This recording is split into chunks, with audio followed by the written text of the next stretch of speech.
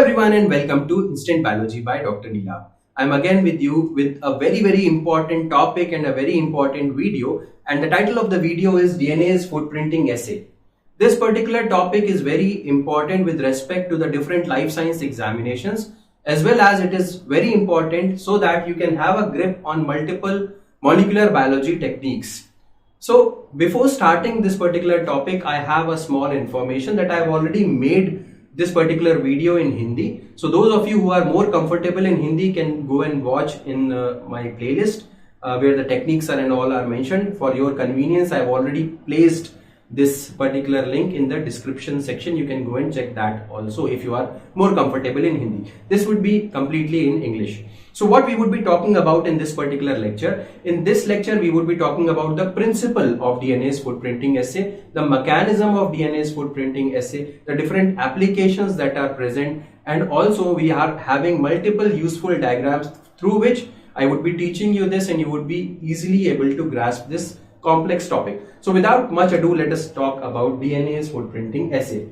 So let us come to the requirement first. If you are reading about any technique, then you should be understanding that at least what is the requirement, why we have to study a new technique. Firstly, let us say that what is DNase footprinting assay and what does it tell us. First of all, this we should understand, and then we can come back to the thing that why it is required. So if I'm talking about DNase footprinting assay, it tells you two things. What are those two things? It will tell you first whether a protein will bind to a DNA or not. This is the first thing that it will tell you. The second thing that it will tell you is that on which location on the DNA this protein is binding. The first thing is whether it is binding or not, and the second thing is if it is binding, on which location it is binding on the DNA. So these two things are given by the DNA footprinting assay. Now coming to the requirement, what is the requirement of this particular technique? Understand this, that before DNA footprinting assay was made or was invented, before this a different technique was known, and that technique was gel retardation assay. Understand this, that gel retardation assay had a very big limitation. That means it would tell you that whether a protein will be binding to the DNA or not. This was clear with this gel retardation assay. But what it was not able to tell you was that on what location on the DNA this particular protein was binding. So this was a big limitation of gel retardation assay. Now to resolve that limitation, again DNase footprinting assay came into being. So this was about the requirement. Now I have given you the use. So this is useful since gel retardation assay has limited usage because it only tells us about the binding present or not. It will tell you qualitatively whether the binding is present or not. It will not be able to tell you on which region, on which position the protein is binding on the DNA. Next, no indication as to where the protein would bind. So this is what I've been telling you, that it will not give you information where the protein will be binding. So this information would be provided by the footprinting assay. So what is footprinting assay doing? It is bridging a gap that gel retardation assay has made. It is filling in the void that gel retardation assay had made. So this is why this footprinting assay becomes very important. Now coming to the types of footprinting assay, how many different types of footprinting assay are present? So there are two types of footprinting assay. The first one is protection footprinting assay and the second one is interference footprinting assay. Now what are these footprinting assay? Let us talk about them in detail. So talking about protection footprinting. In protection footprinting assay, what you do is you identify the sites of protection from cleavage of phosphodiester bond. That means, as the name is suggesting, that protection footprinting assay, in this we would be seeing that which sites are being protected from the cleavage of phosphodiester bonds, because wherever the proteins will be binding on the DNA, the phosphodiester bond will not be cleaved, because whatever enzyme that you are using for cleaving the phosphodiester bond, it needs to have a free area to cleave the phosphodiester bond present in the DNA. But suppose this is the DNA and over here my protein is present, how will the enzyme come and cleave the phosphodiester bond present over here? Because the area or the site is already occupied by the protein. This is the concept of protection footprinting assay. We would be going into the depth of this, and I'll also be showing you some useful diagrams through which you will be absolutely getting the concept. But let us now in brief talk about interference footprinting assay. What does interference means? So identifies the DNA sites essential to the interaction by the fact that their modification inhibits protein binding. That means through this technique or through this footprinting, what you would be able to do is you would be able to identify the DNA sites. You would be able to find out which DNA sites are essential to the interaction by the fact that their modification inhibits protein binding. That means if suppose this is the DNA and my protein is binding over here. So suppose this is the DNA and my protein binds over here. Now suppose I modify this site on which the protein used to bind. What will happen? The protein will not be able to bind anymore. So this is the principle of interference footprinting, in which what you are doing is you are able to modify the sites on the DNA where protein was usually binding, and because of this now no protein will be able to bind. We would be talking about both of these processes in detail in just a moment. Yes. So let us now talk about the nuclease protection footprinting. This is the first one, right? So we are talking about the protection footprinting. This is the first one, nuclease protection footprinting, the same thing, right?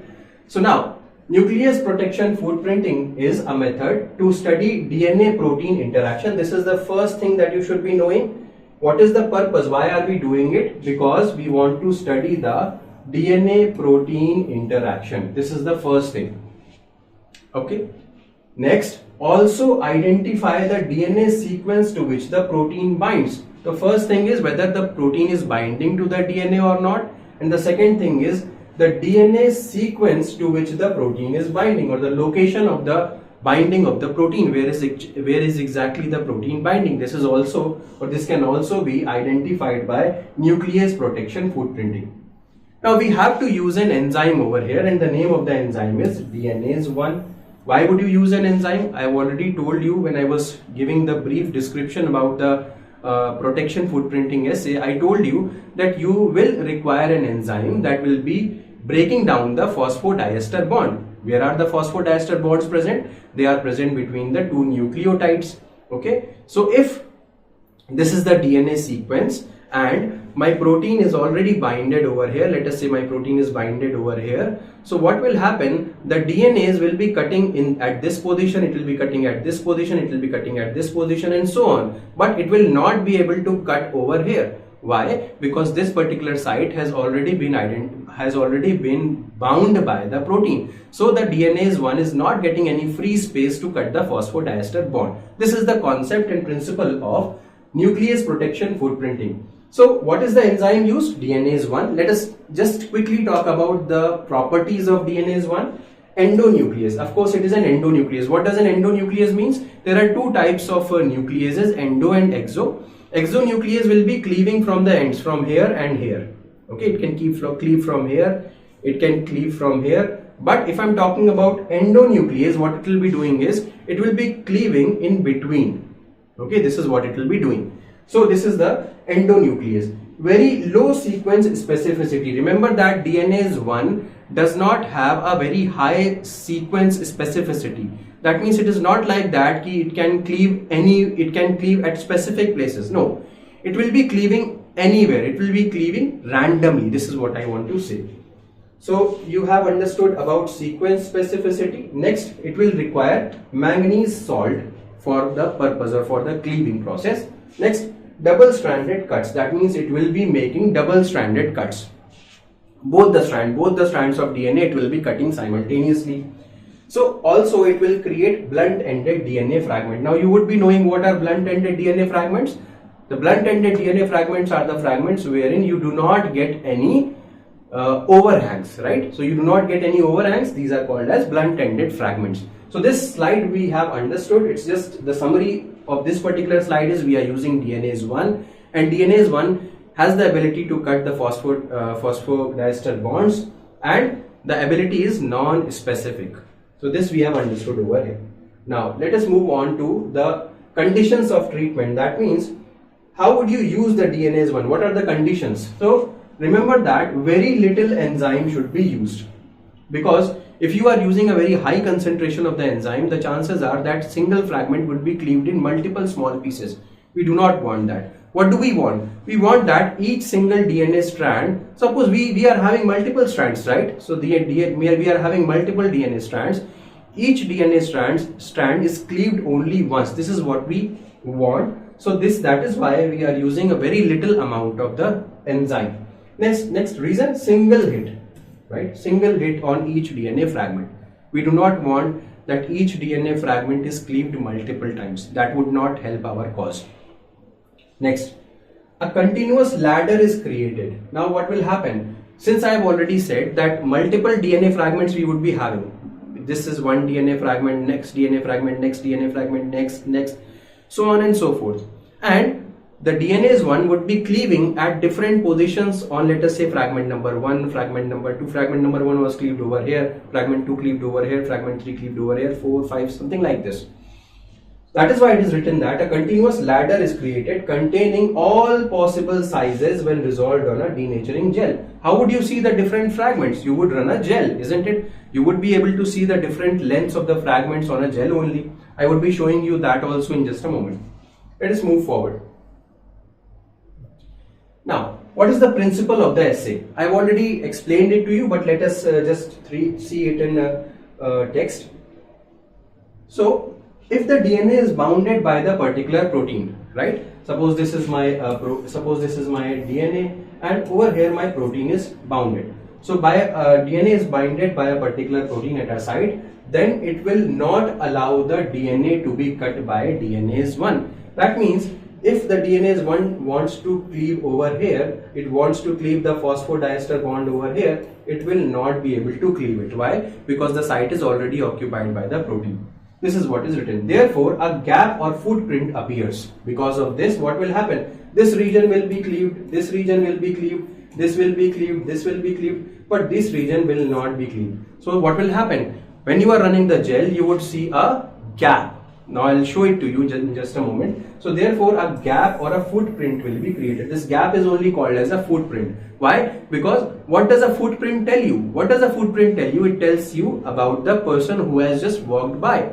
Same thing is happening over here. The gap or the footprint is telling you actually that here is the site where the protein is binding.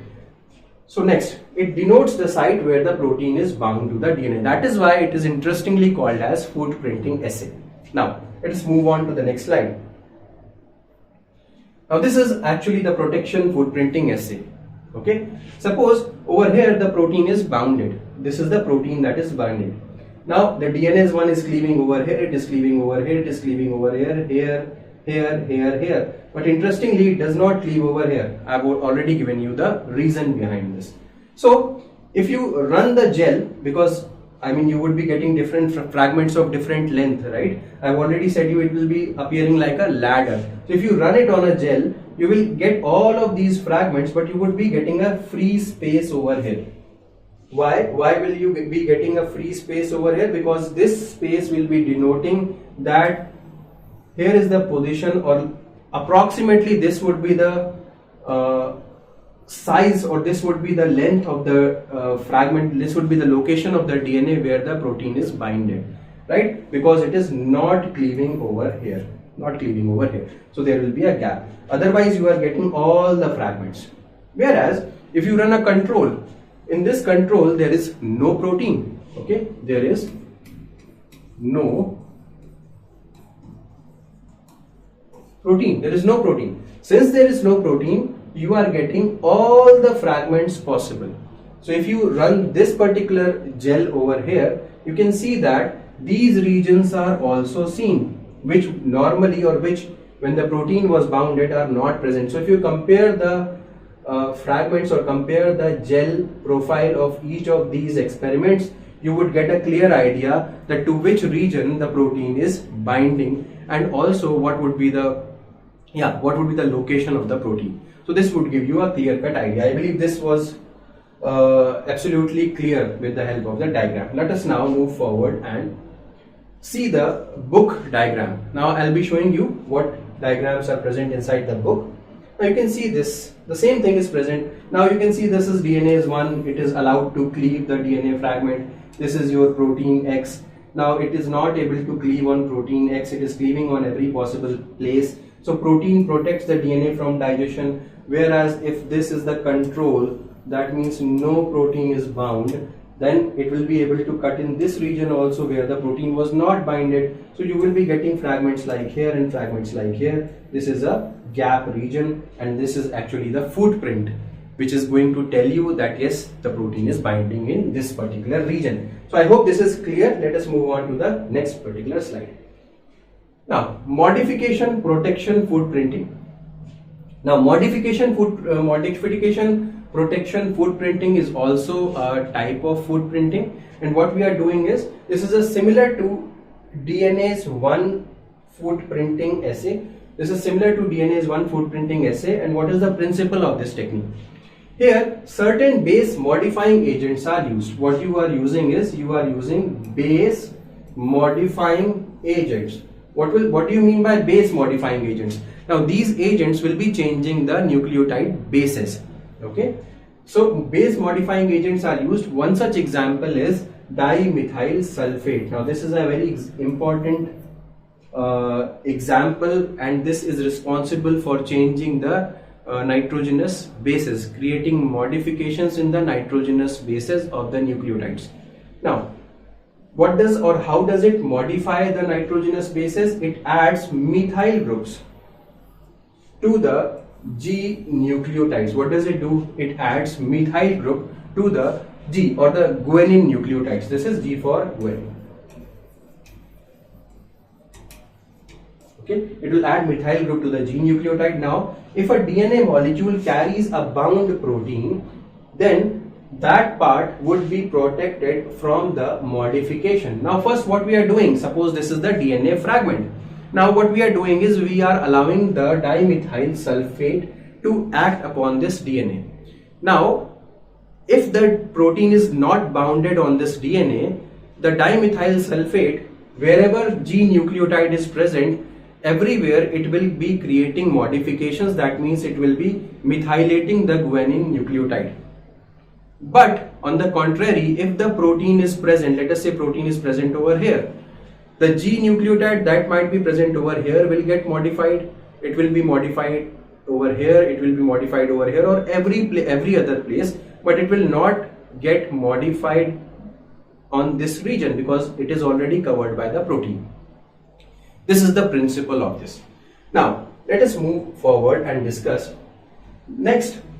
The next step is that you remove the protein. The first step was you expose the DNA with the dimethyl sulfate. Because of this, the entire DNA would be, wherever guanine nucleotide is present, it will be modified. Next, you remove the protein. So you have to do it in you have to do it in doublet. That means one experiment would be having protein in the bounded form, and the other experiment would be the control experiment. So this is what you have to do. So now the first thing is, the protein is binded, and then you allow the methylation to happen or modification to happen, and then you remove the protein. Now DNA is treated with piperidine. Now what you are doing is, you are using piperidine over here. So what does piperidine do? Just a moment. Yes. Yeah, so now DNA is treated with piperidine. So what is the function of piperidine? What it will be doing is, it will cleave the phosphodiester bond. So piperidine is just the cleavage molecule. The same thing that DNase I was performing, the same thing piperidine is performing, but you have to remember that it is cleaving the phosphodiester bond at modified nucleotide positions. That means it will cleave only at the positions where the modification has been made. Remember, modification was made by dimethyl sulfate. So wherever the modification has been made, at that site piperidine will act and it will cleave the phosphodiester bond. Of course, piperidine cuts only the strand that is modified, not the other strand. Now what you do is, you go for autoradiogram. Okay, so what does the autoradiogram do? It will basically give you a picture of the gel. Now, so let us see this diagram, and it will give you the entire details of it. Let us understand this. So this was the DNA sequences, the double-stranded DNA sequences, and these are end-labeled DNA fragments. Why are we using end-labeled DNA fragments? Just remember from the last slide, I told you that we have to go for autoradiogram. Autoradiogram would show you only the fragments that are labeled. Okay, agarose gel will be showing you all the fragments that are labeled or non-labeled. But over here, since we want to use the autoradiogram, we have to label the fragments. So what we have done is we have end labeled the DNA fragments. All the DNA fragments are labeled. You can see that the blue spot over here, it is showing you that the DNA fragments are labeled. Then you divide the experiment into two parts. You do it with protein and without protein. The name of the protein has been given as X. Now what you are trying to do is when the X protein is binded. Okay. Now when the X protein is binded, you allow the DMS treatment, dimethyl sulfate treatment. With the dimethyl sulfate treatment, what will happen? The modification of the guanine would take place, and when you are using the piperidine, then piperidine will be cleaving wherever the guanine was modified. Again, now when you are running the gel for this particular thing, you would get a gap over here. This gap is again making you understand this particular is the footprint, or this is the gap. Why the gap is created? Again, understand, because the protein was present over here, and since the protein was present over here, dimethyl sulfate was not able to modify this guanine. Since the dimethyl sulfate was not able to modify the guanine, piperidine was not able to cleave it. Since the piperidine was not cleaving it, we are not getting the fragment over here, we are getting a gap or a footprint. This is the entire concept. But if I am trying to understand without protein X. Without protein X, what does it mean? That this is the entire DNA, there is no protein X. Dimethyl sulfate treatment will lead to the modification of all the guanines, and if you are cutting with piperidine, you will get all the fragments. You can compare both the control and the experimental DNA profiles, and you will be able to identify that yes, this is the region where my protein was binding. So this is the concept of modification footprinting assay. Let us now talk about modification interference assay. So this was what we talked about when we were talking about the types. So modification interference assay footprinting. What does this mean? This has a different principle. Let us understand this also. Why it has a different principle? If a nucleotide critical for protein binding is altered. Now what I'm trying to say, if there is a site on the DNA, suppose this is the site on the DNA, and this is a nucleotide that is very critical. On this nucleotide only the protein comes and binds, or this is very critical site for protein binding. What will happen? You alter this particular site. How can you alter this particular site? Let us do methylation. So on this site where the protein came and bind over here, what we are doing is we are doing methylation. Now if you are doing the methylation, of course the binding is inhibited. The protein will not come and bind on this particular site. This is what I want to say. So binding can be prevented. Now you can again do the same thing. So you have the DNA, you are treating with modifying agents. Because of the modifying agents, the protein will not be able to bind, and the protein will not be able to bind, the DNA will be free. Again, you are not treating with the modifying agents, the protein is allowed to bind and protein is binded. So in both of the cases, if you run the gel, you would be seeing different results. This is what I'm trying to say in case of the modifying type of DNase footprinting assay. You're just modifying the sequence where the protein has to bind, and because of that you are creating the differences.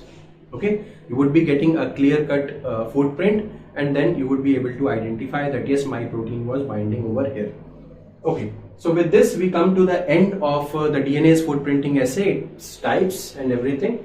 What I want to tell you is that I have two very important announcements for you. Now these are the two announcements that Samadhan Life Sciences is bringing to you. Now the first announcement is regarding UDAN program.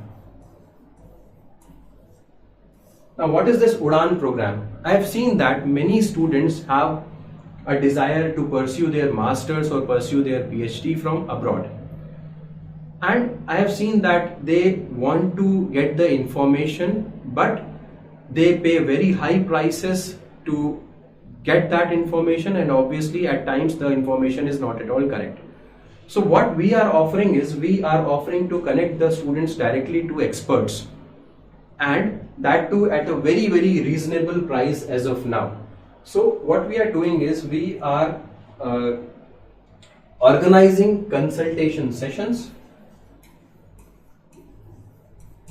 and these consultation sessions are just costing you rupees 299, and that too for 45 minutes. Now in this consultation, what you can do is, you can ask your queries to the expert, and you would be getting 45 minutes to ask your queries, and you have to only pay rupees 299 for that. For some students who have special requests that we want to get help in statement of purpose, can you edit it? So we have personalized plans for that also. That means editing SOP, editing CV, editing the letter of motivation, creating demo interviews for you, and helping you in shortlisting of the universities. All of this can be done. These are the personalized plans. But if you have queries, general queries about universities, about programs, about which country should I go, about what are the eligibility criteria, about DART fellowship or about Erasmus fellowship, so on and so forth, you can get into the consultation session, rupees 299 at the rate of 45 minutes. So this is again an umbrella program of Samadhan Life Sciences. How you can get into this? So we have a number 8299134528. So this is the WhatsApp number. You can connect with us on this particular number, 8299134528, and you can ask us that you want to get into the UDAN program, and we would give you further information. So this was about the UDAN program. Another very important information that I want you to know is about the GATE BT batch, that is the morning batch. So already you would be knowing that an evening batch is running. So I am announcing a GATE Biotechnology morning batch that is going to start from 23rd of this month, 23rd of July. So this batch is very interesting, because apart from teaching, I would also be doing the revision 2 times. You would be getting all the recordings, you would be getting all the notes, you would be getting all the daily practice problems, you would be getting all the tests, mock test, everything you would be getting in this particular batch. The details of the batch, I have already made a video on the details of the batch. I would be giving you the link to that particular video in the description section. You can go and watch that video, and if you are interested in that particular batch to join for GATE Biotechnology, the timings are from 7 AM to 8:30 AM. So these are the timings. I also have the evening batch, and the evening batch timing is from 6 PM to 7:30 PM in the evening. So this is the evening batch, and this is the morning batch that we are announcing. Evening batch has already started from 11th of June. Okay. So if you are interested in the evening batch also, then also you can connect with us, and the number is same. That means if you want to talk to us, you can get in touch with us on 8299134528. So this was the announcement that I wanted to make. Thank you for watching this video. If you like this video, please hit the like button, do subscribe to our channel, and your subscription actually motivates us to create better content every time. Thank you so much. Have a good day.